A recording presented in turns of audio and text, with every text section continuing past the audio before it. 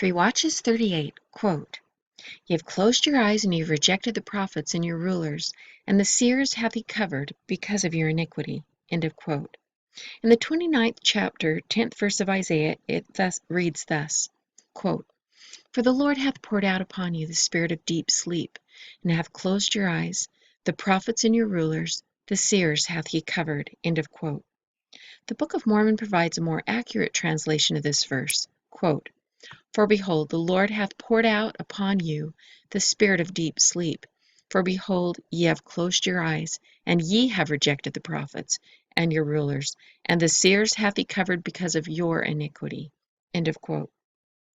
It becomes apparent from the Book of Mormon translation of Isaiah 29 that in the latter days the Lord pours out a spirit of deep sleep upon latter-day Israel because they have chosen to close their eyes to the truth.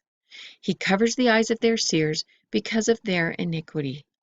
Modern revelation informs us that Isaiah must be speaking of the saints of the second watch.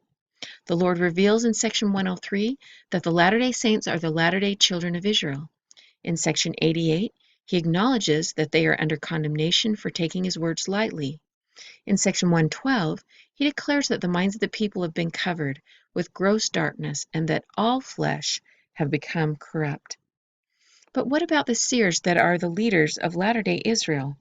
How many Christian churches have claimed to have had multiple seers leading them at the same time? In section 124, the Lord calls Hiram Smith to be a joint seer in concert with Joseph Smith in leading the church. Quote, "And from this time forth I appointed him that he may be a prophet and a seer and a revelator unto my church, as well as my servant Joseph, that he may act in concert also with my servant Joseph, and that he shall receive counsel from my servant Joseph, who shall show him the keys whereby he may ask and receive, and be crowned with the same blessing and glory and honor and priesthood and gifts of the priesthood that once were put upon him that was my servant Oliver Cowdery, that my servant Hiram may bear record of the things which I shall show unto him, that his name may be had in honorable remembrance from generation to generation, forever and ever." End of quote. Unfortunately, the saints were rejecting the law of consecration and other commandments contained in the revelations that Joseph Smith had brought forth, and they rejected the calling of Hiram Smith to be a prophet over the church. We'll be covering this fascinating event in LDS church history in greater detail in a future entry, but for now consider this. Joseph Smith brought forth over 100 revelations that were canonized during the first 7 years of his public ministry, and only about 12 during the remaining 8 years.